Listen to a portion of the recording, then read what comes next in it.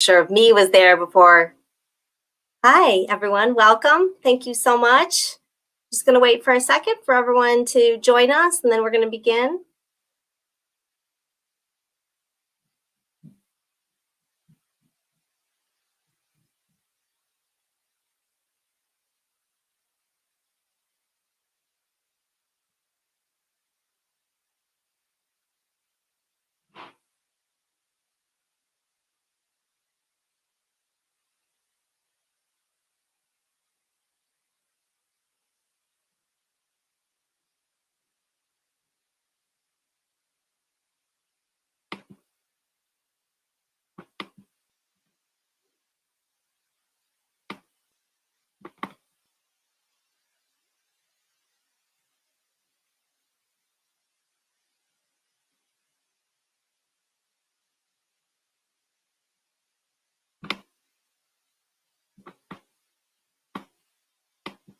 Hello, everyone. Welcome so much. Thank you so much for joining us today for today's special performance. Today's performance, Trust the Process with Tim Hall, is supported by the Friends of the Robbins Library. And before I even begin, I want to thank the Friends of the Robbins Library so much for being such a wonderful supporter of programming here at the Robbins Library. I am Anna Litton, and we are here today in our final performance for March 2021 for our Arlington Reads Together program. During this month, we've tried to create space to delve into issues relating to race and identity. And I couldn't think of a better way to end this month than with this intimate performance with Tim Hall. Tim Hall is an award-winning musician and performance poet from Detroit, Michigan, now residing in Boston.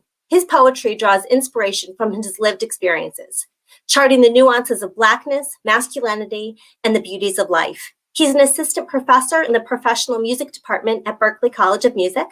He's won the Session Musician of the Year by the Boston Music Awards in 2020 and received a 2019 Artist Luminary Award from local youth arts nonprofit Zumix, and was honored by WBUR's Artery 25 as one of 25 millennials of color impacting arts and culture in Boston. And we are so happy that the Friends chose to support this wonderful performance today.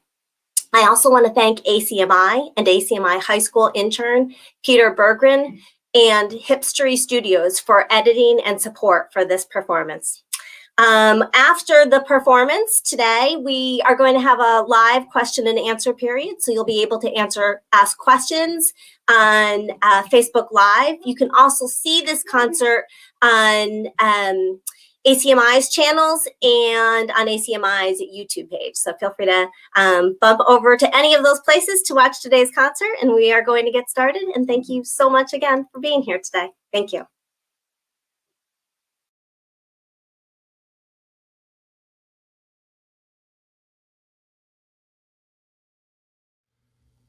Hello, this is Tim Hall, and I am here to perform and share some of my work with you.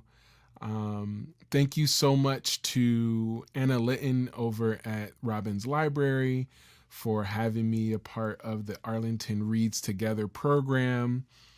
Very thankful to be here with you all and excited to share some of my work. I'm originally from Detroit, Michigan, and moved to Boston in 2013 to work at Berklee College of Music. I am a musician, spoken word artist, and educator.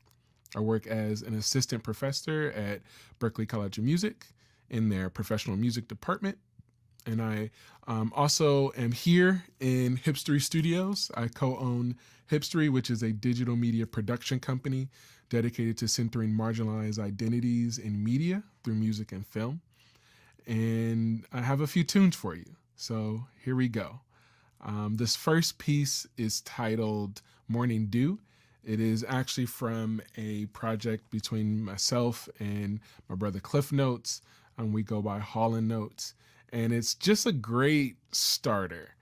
So I want you to, wherever you are, whether you're at home, the office, in your car, chilling outside on the lawn while you're watching this, is just take a minute to take a deep breath in, breathe out, and feel the vibe. This is Morning Dew.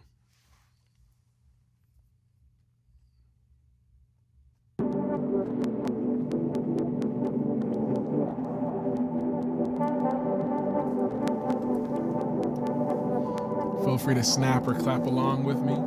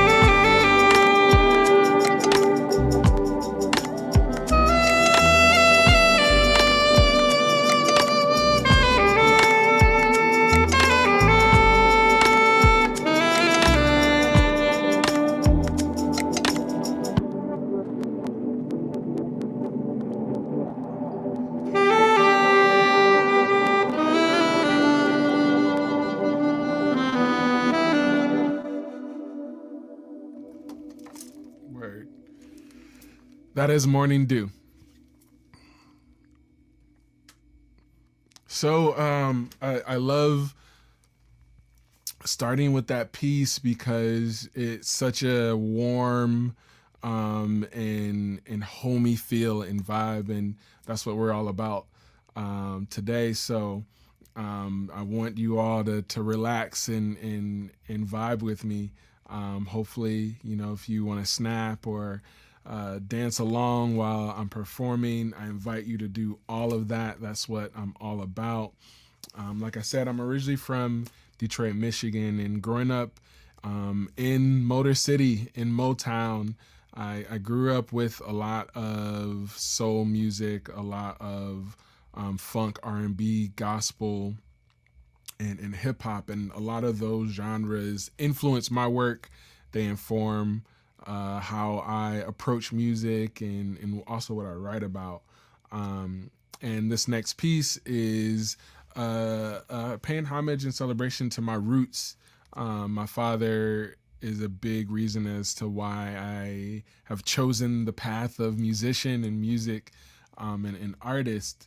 And my family overall just supported me hugely. They are the reason why I got into different arts programs and went to various camps, and why I felt very empowered to accept the role of artist and entertainer in this world. So this piece is titled Dad Did.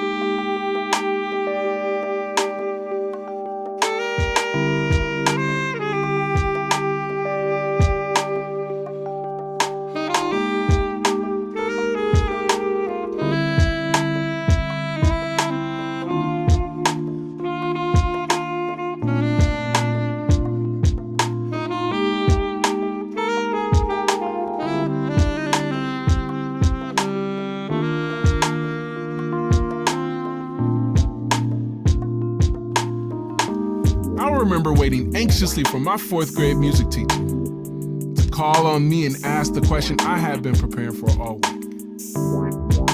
What instrument would you like to play? And proudly, I said the saxophone. Well, that was after the drums had already been taken, but still. I knew the sax was a good choice because my dad loved jazz and I wanted to make him proud. See, music set the mood in my house. Brand new heavies coupled with the smell of eggs and bacon meant I was doing yard work that morning. Kirk Whalum and oatmeal's sweet scent meant I can get an extra hour of sleep. My dad was studying his Bible.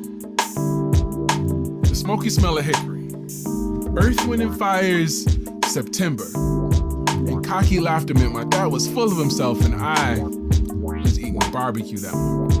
Ooh, this tastes good! Was my cue to run upstairs for a fresh sampling of his creamy mac and cheese, right out of the oven. Some good music, a smile on my face and some food in my stomach was his saving grace. It was his way of showing me how I should be proud of my name. That life is about love and faith. That my word is the most important commitment I can ever make. If I can get a woman to smile with some creamy mac and cheese, then maybe I can share the same beautiful moment with my kids today. I never realized the life we shared, like the long drives down I-75 to Savannah. Mom and little brother and sis passed out in the backseat and dad ranting about his glory days. How he had this huge collection of albums and dabbled on the trombone. I learned about my past on these cheats. That music was the time machine shaping the way we viewed the world, our tour guide in a lifelong escapade. I learned that music was the muse of my birth with pockets of soul and rhythm plastered together in brick-sized sound bites. We listened to Miles, Coltrane and Quincy, blues, infusion, hip-hop, and blackness. My dad used music to open my eyes to a life I was meant to live. He gave me the courage to be the me I was most afraid of. Be the voice I never thought I had. Be the salvation I sometimes forgot to pray about. Be a beautifully scored masterpiece etched into the memory banks of everyone that I would meet. Who would have thought? This nervous 4th grader with a heart to make his father proud would turn into this man, full of love and faith, with a commitment as strong as his word, and the ability to cook a smile on that special woman's face. My dad, he did.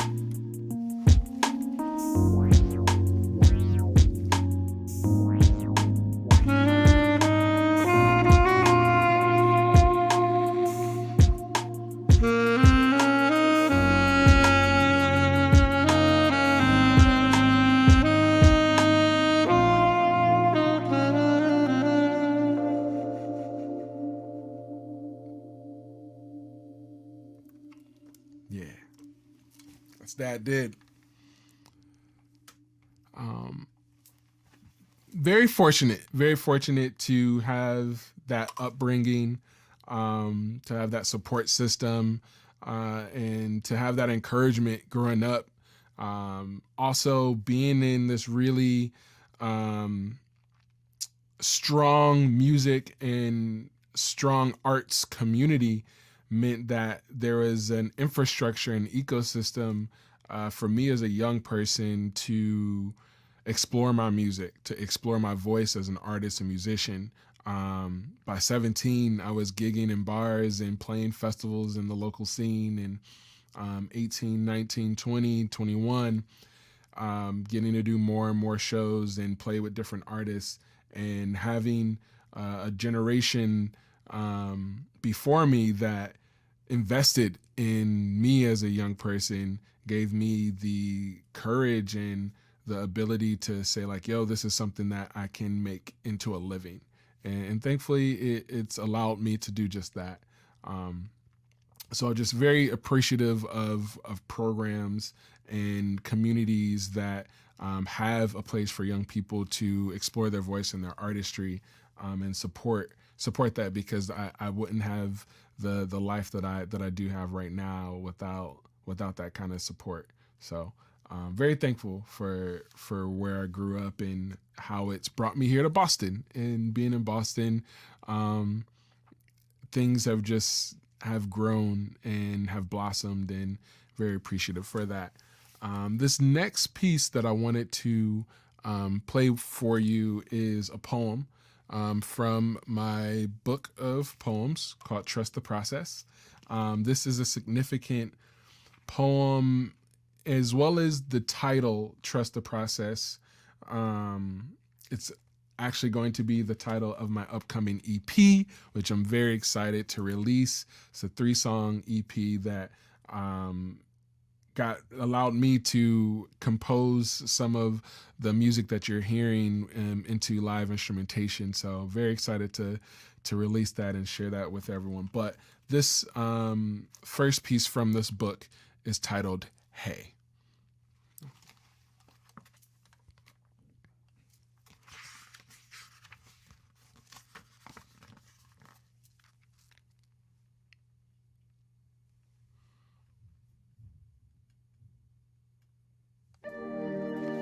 Hey, you. Yes, you. You with the poem.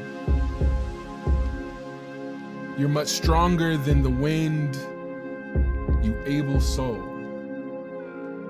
Yes. You have defeated the odds. They stare at your back with arms wide and lonely, hurt by your resilience. You. Yes, you with the baggage.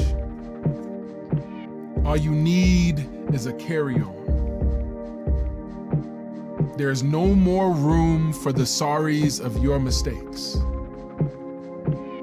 They are plenty. They fueled your fury and sharpened your fight. You don't need them anymore. You. Yes. You with the shattered love. There is no logic to crappy people. Only hope-filled goodbyes. Hope for their consciousness. Hope they will forgive themselves for the damages they've done.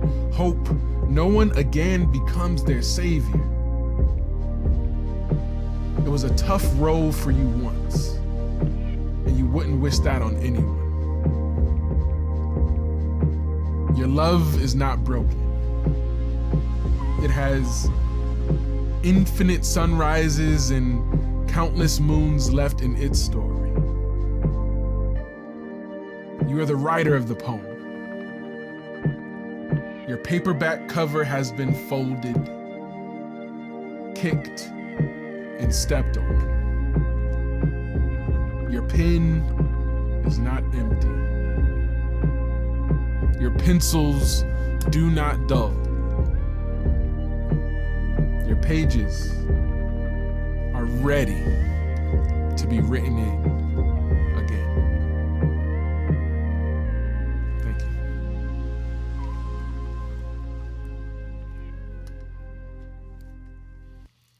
Such a like wonderful medium to be able to encourage, inspire, and express. What I admire about the work and the perspective that I offer is I try to encourage and uplift through imagery that can be easily connected to. For the longest, poetry seemed like a medium and an art form that I couldn't connect with, because at times I felt like certain writers use very cerebral, big words. And there's nothing wrong with that at all. However, at the point in which I connected with poetry, it was something that was inaccessible. And as I started to get to college and explore my own feelings and my transition to a new place, leaving home and living away from home for the first time, I found poetry as a place for me to throw my emotions, my thoughts, my feelings into, and share my lived experience from my words, from my perspective. So it's been a beautiful journey with poetry, and I'm very thankful for the places it's taken me and also where it's going to be taking me. So my writing is something that I am very appreciative of, because it's allowed me to remember my own strength and to speak life into myself. So this next piece is also something that is meant to inspire and to give energy and light to. So this piece is titled Rise. Feel free to dance along, to move your body, and to repeat the chant, which is just rise. Rise to the occasion, rise through the challenging things that you're going through. Rise, step into your power.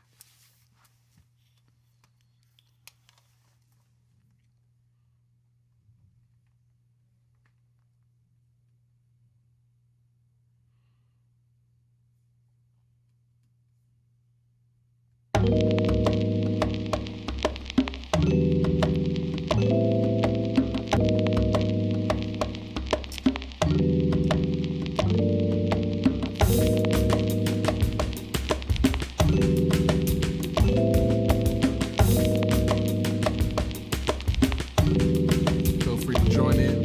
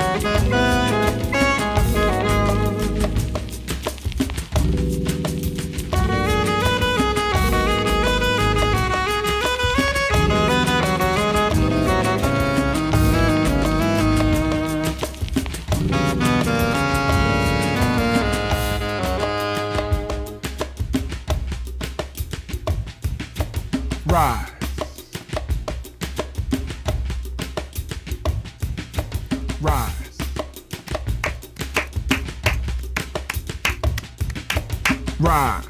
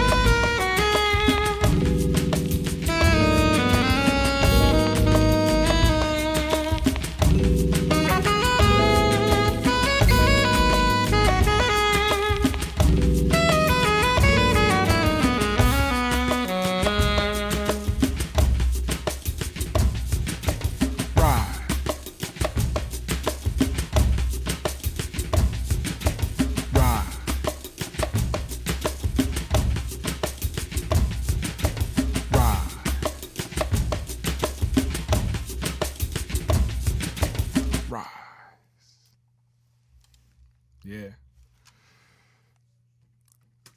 So I hope that whatever you're feeling or whatever you're going through or whatever's happening for you tomorrow, next week, this weekend, whenever, that you're able to rise to the occasion, that you're able to rise through the challenges that you are faced with, that you're able to rise and accept all of the blessings in your life and the good things that are happening to you and for you. Rise. So this next piece is it's titled Picture Perfect, and it is a piece that I wrote about my parents. It's a piece that for me is an example and a picture of their love and what they've been able to share with me and my siblings, the things that they've endured and gone through. Very proud of them, very thankful for them, and being the parents that they have been in my life have taught me so much. So this piece is titled Picture Perfect.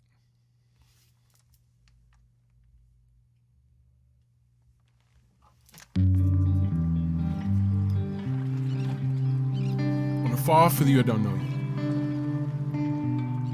So let me love you at your worst and deserve you at your best. Time tells stories of our past and plots thicken as we all fall down. But healing is for those courageous enough to be vulnerable. Wanna fall for you, I don't know you. So let me push you when you're weak and encourage you when you're tired. Praise your accomplishments. Find correlations between your will and your stubbornness. Never forget that the core of our relationship is rooted in acceptance. Flaws are common, but sometimes love isn't. When I fall for you, I don't know. So I can remember what scared feels like. Allow it to remind my mind that I'm still alive and that you're really real. I don't think my imagination is playing tricks on me, so I must be doing something right to have met the woman in my dreams. You scared me. When I fall for you, I don't know you. Because the past, present, and future are the spectrum of our lifetime. We don't have to be who we were yesterday, but tomorrow is depending on who we are today. So actually, I love the you I know right now. The past that I hear yet don't see, the future that we will reach, the restraints that we will breach because of our love. Our love is essentially the replication of a time machine playing our best and worst moments over and over and over again. It's the only way to internally engrave our love into the DNA of our children. So I will say it this time and the next that I will love you until our molecules evaporated into the canvas skyline,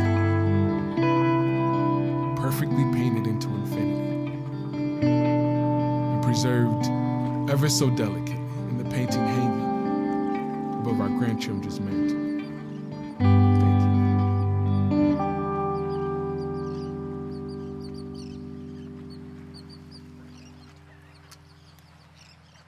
That is picture perfect.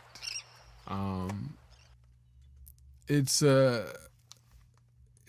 a poem that I wrote so long ago, but it makes me think of my parents and reminds me of them all the time. So I hope that you enjoyed that piece. Picture perfect. Word. So I have one more piece for you. This final piece is titled Trust the Process. And it's the title of a book of poems, of course. But it also is a song that I've been able to compose that will be on this upcoming project, Trust the Process EP, in April. And it is a piece that I wrote for myself when I was going through a very, very challenging time. I was taking this poetry writing class and was having a really tough personal week, and my professor saw that I was struggling that day, and they had a rock, and that rock had the words "Trust the Process" painted on it, and they gave it to me and was just like, yo, if it seems like you could use this. And that rock just got me through that semester. It got me through the remainder of that year. It got me through the process of writing this book. And it's a poem that I hope is something that you can connect with, that you can trust your own process. It is a way of me acknowledging my own strength, reminding myself that I'm human, and that I will be able to get through anything. Just have to trust my own process. And it's the same note that I want to leave for you. I want to encourage you to trust your process, trust yourself, believe in what you feel is the right decision for you in any moment, in any time in your life, and move forward with that. So, trust the process.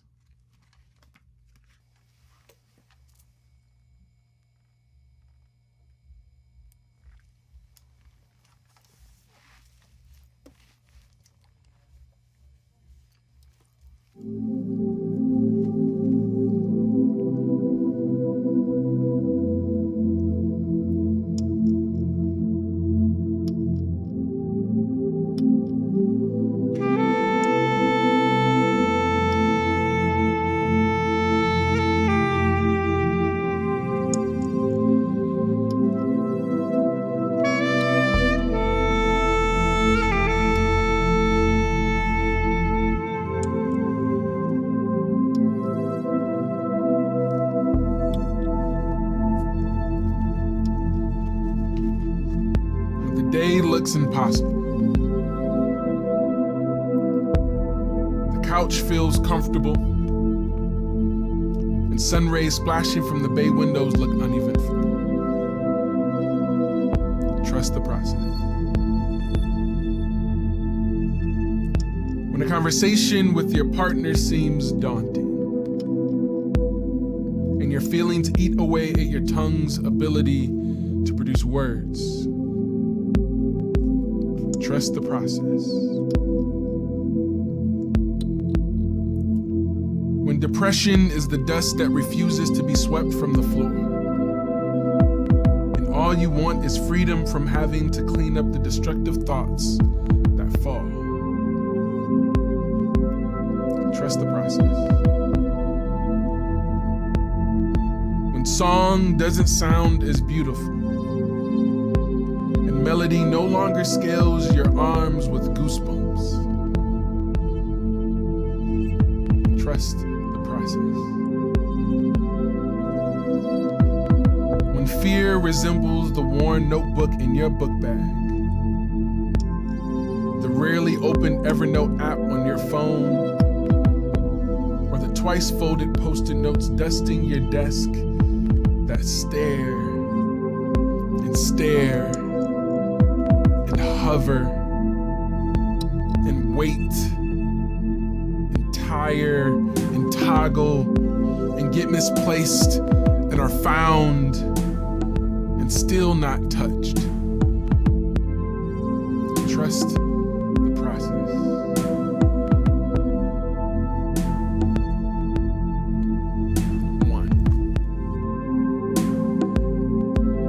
You are tired, and the couch is still warm from the imprint of your back.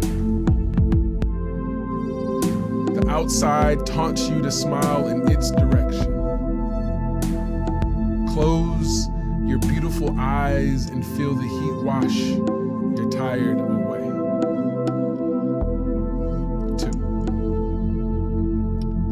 2. Your feelings matter, and your words hold value. Use them. It is impossible for your partner to know the lining of your mind or heart or hurt. 3.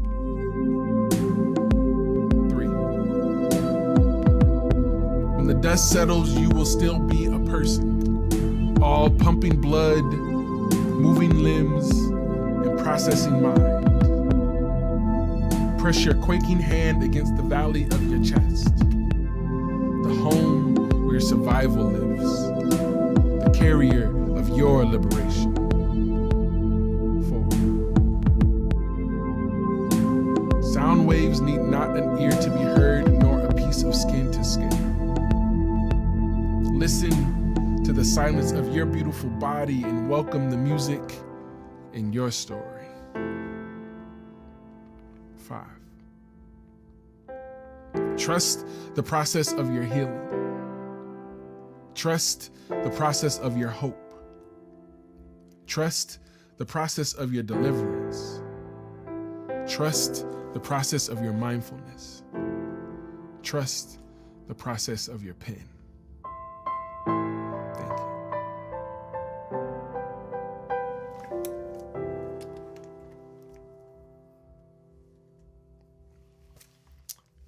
This is Tim Hall. Thank you so much for having me. Thank you to Anna Litton and Robbins Library. I'm in the Arlington Together program. Thank you so much for having me. Have a good evening. Peace.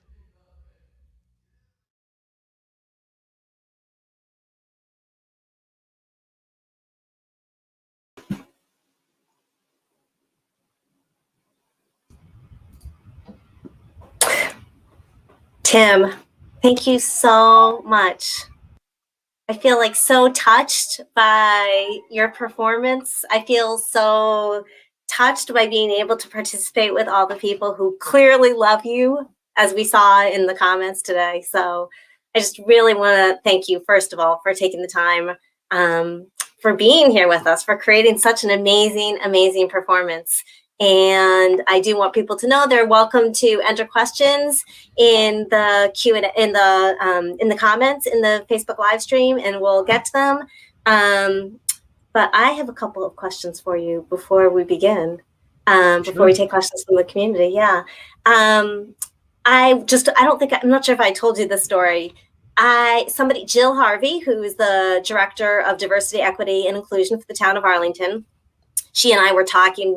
I was telling her that I was looking for a musical performance to finish our month for Arlington Reads Together, and she sent me a video of you performing Dad Did. And as soon as I saw that video, I was like, oh, we need to have this guy. That this month we've been really talking about race and identity, and in libraries we sometimes talk about literature as being both a window and a mirror into an experience. And I think that your work is such a fantastic window and a mirror. It's a window into your experience, and it reflects so much back for so many different people, what their experiences have been like. And this kind of leads me into a question that you mentioned a little bit earlier. I know that Hipstery Studios is the organization that you work with, and I know that it's your organization really, and you work on centering marginalized identities in media. And as we know that as in a library in the world, I want people to see so many different stories. And it sounds like that's one of the things that you're doing. And I was hoping you could talk a little bit about that project. In terms of the organization Hipstery, it's founded by my brother Cliff Notes. I'm one of the co-owners of Hipstery. And essentially the organization is a recording studio, a media production company. So we produce music, films, and events. We have a recording studio in Cambridge, and we are known for curating various events. We've worked with the MFA, Hub Week, City of Boston Arts and Culture, and a number of other organizations. We've produced short films, and then we've also worked on music and helped to record and produce among a number of our own in-house creatives and collaborators, as well as folks in the community. And essentially, we just care about centering a big and a large identity for us is like our blackness. We are a Black-owned company, and very unapologetic about that, and really talking or using media, using music and film as a way to shine light and share stories of those who have been marginalized or historically erased within the public. What that looks like is Cliff Notes. He put out a short film called Vitiligo, addressing mental health in the Black community. Additionally, The Art of Being Haunted is another short film that was created by Hakeem Hill, our other filmmaker on our team, both addressing mental health within the Black community. And then the artists that we tend to focus on and shine light on within our different programming are often artists who have a story to tell, who have a lived experience that they have found a way to articulate through their artistry, through their music or poetry or dance. And we create a platform for them to share that and amplify those moments, amplify those artists. And really it's about finding a way to collaborate, to find ways of paying and supporting artists, compensating artists fairly, while also building a platform for us that essentially our hope is that it becomes bigger than ourselves, that our platform becomes a place that is known for showcasing artists, that's known for talking about real experiences, who articulate and ask and critique questions and thoughts and perspectives. Our goal is really to shine light on those opportunities by using our platform, using the technology and space and network to be able to build that out. So it's an amazing organization to be a part of, and I encourage all to check it out. You can find us at hipstory.org. We're working on a website update, and we'll be opening our doors to more of the public for recording services, live streaming, in-studio performances, podcasts, stuff like that, very soon. Yeah, it's fantastic. It's just it's finding ways to amplify for us right now. I want to see places that help amplify Black voices and share stories that people aren't delving into. And it's fantastic. I really love the mission of the organization. It's just a great way to help us in the community learn more about artists in our community as well. That kind of brings me to a little bit to the next question. You've come here from Detroit, and Detroit is obviously a place with a long history of Black artistry and Black music. Boston is not so much a city with that same kind of history. Is there a difference for you in creating art, creating music, creating poetry in Detroit and in Boston? Yes, there definitely is a difference, and I would go as far to say that there is a deep and rich history of Black artists and Black art in Boston, and it just looks differently. It's amplified differently, and I'm just extremely thankful and blessed to have been welcomed into the Boston scene by the local artists here and local community members. For me, Detroit having a lighthouse like Motown Records in a Black city has been incredible. It's an amazing lineage and history that I get to say I'm a part of, that I've been inspired by, that I've been encouraged by. There definitely is something unique to growing up in a predominantly Black city compared to, folks who have grown up here in Boston. To grow up in a school system where I'm of the majority was something that I think I didn't really know I had a privilege like that until I left and went to college. And all of a sudden I'm at a predominantly white institution, a state college.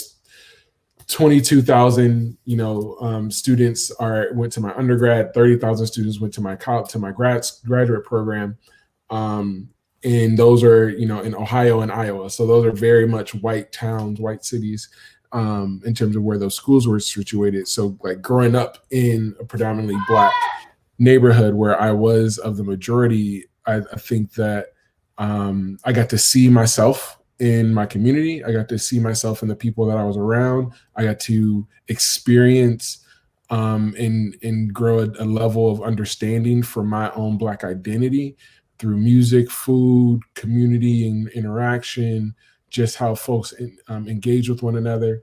And for me, there is nothing like going home, walking into a venue and hearing a group of Detroit musicians play. Like, right.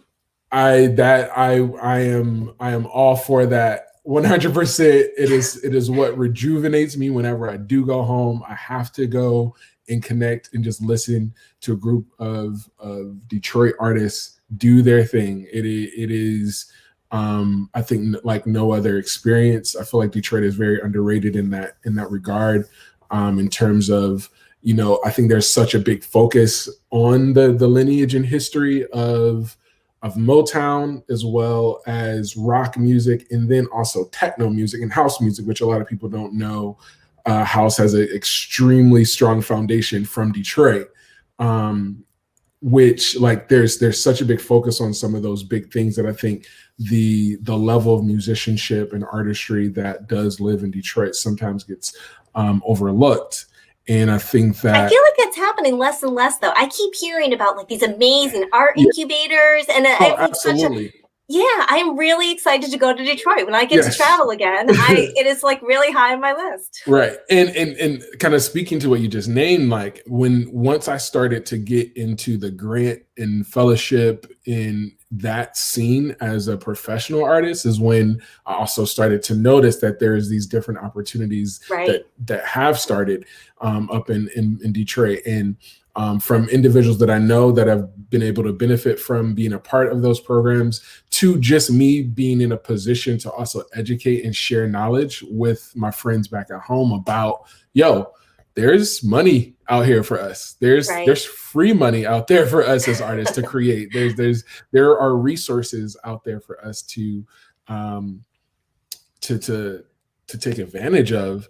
And I think that being a musician in genres that sometimes might not necessarily be recognized in these spaces, because the reality is that grants and fellowships often come from institutions. Institutions are often supporting and continuing to support, I think, classical and more traditional art forms, and sometimes R&B, hip hop, rap, funk, soul, neo soul, those genres sometimes, or have not historically, I think, been recognized as like just as important as, say, quartet, classical, ballet, so forth, so forth, so forth.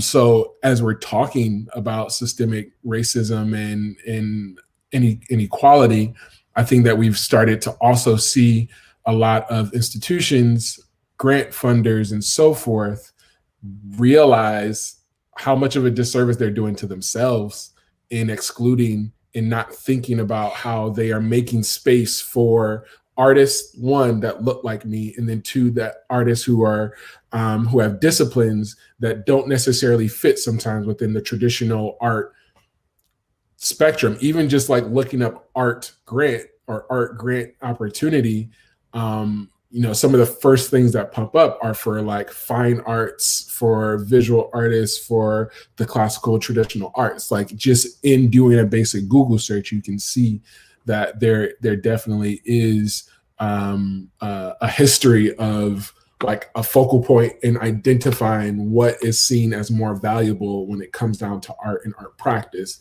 versus others. So I definitely am thankful that I've been able to, one, be in a city like Boston where some of those barriers are being broken down, and we're starting to see more and more institutions make sure that they're creating a more welcoming and inclusive application process, but then also to encourage my friends in other places to look into these things, because I've thankfully been able to benefit from them. To tap in. It's funny that you mentioned that. I was just talking with some staff people about the author Heather McGee. She's a sociologist, or maybe she's an economist, but she talks about what racism costs everyone. And in your example, not funding or not supplying the same kind of funding for hip hop and R&B as you might get for grants for other kinds of music, we as a society lose when we don't support all of our artists. And I think that's just a great part. But another question, I have a question from an audience member. Trust the process is such a powerful mantra. Can you talk about the different contexts? Oh, we've got the question right up here. Can you talk about the different contexts where you've called on that mantra? Have you had moments of doubt? Oh, all the time. You cannot tell, because you are so, one of the things I love about talking with you every time we've chatted, listening to you, your music and your performance is so inspiring and uplifting. And I know that's one of the things that you hope to bring. So it is always interesting to hear, what is it like to have a moment of doubt, and how do you trust the process? I think that trusting the process, I wrote that poem and I wrote that book for me. First, it was a way for me to challenge myself to hit a goal of saying like, yo, I want to be an author. I want to write a book. What do I need to do? Started to take a class, and through that class started to understand and develop a process for myself. Being a musician, I just literally saw one of my high school band director here comment, like he's one of the individuals that helped me develop a process for playing, for practicing. Like, what is the practice, the process of practicing, and like how beneficial that is to my creative discipline. And over time, over the years, I've lost sight of that at times where I hadn't practiced, or I was so busy gigging, performing, that I hadn't actually sat down to practice. And there's a big difference between like regularly performing and then also having a practice routine. But trusting the process was also about life. Is a a life transition that I was going through, and trusting the process was about trusting myself, trusting my intuition, trusting that whatever I was going through,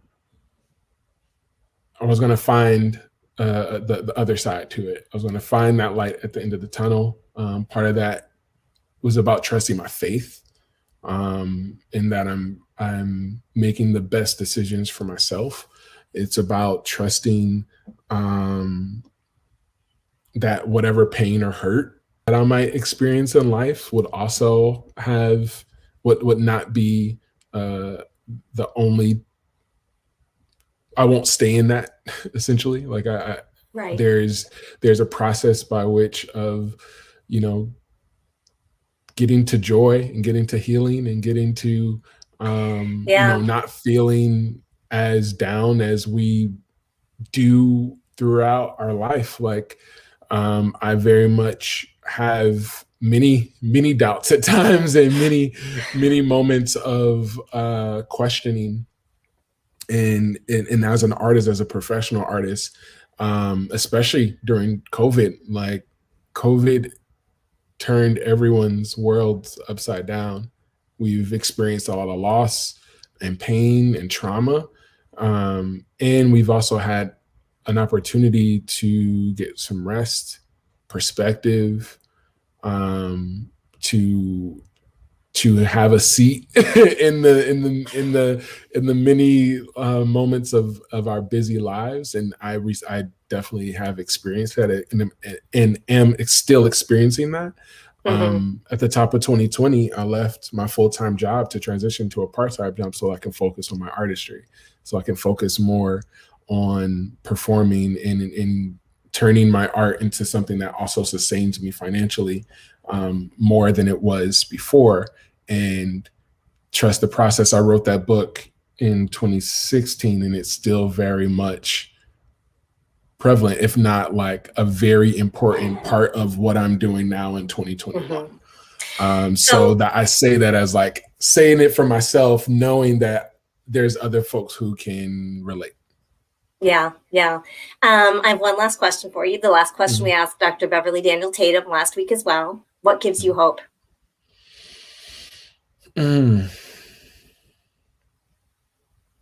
First, my faith that it's a part of my foundation. It's a part of what I was born into, my family, and the environment that they created for me is first and foremost like faith that we're going to get through this. Faith and belief. That's for me. That's what I call like useful energy. It's like that's the energy that is most useful if I'm gonna like think and process what's going on right now, like having that hope and faith that things are going to be okay. As well as I still have hope in people and humanity, as much as there are folks out there who are malicious, who are unconscious, who have been also taught and constructed to believe in things that are horrible and destructive.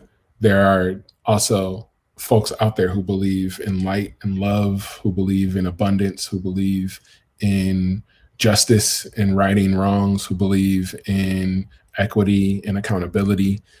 So I have hope and faith in humans, in our humanity, to say like, yo, there's some things that are very messed up about our world and about how we are treating one another, about our systems, our policies, our governmental structures, our local governmental structures as well.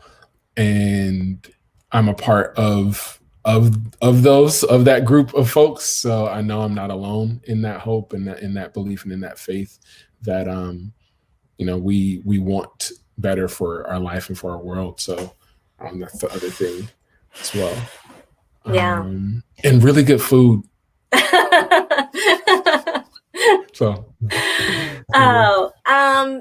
Tim, I cannot thank you enough for joining us today, for providing us with what I would have to say is the perfect vibe for the Sunday afternoon. The intimate concert today was just what we all need on this rainy day.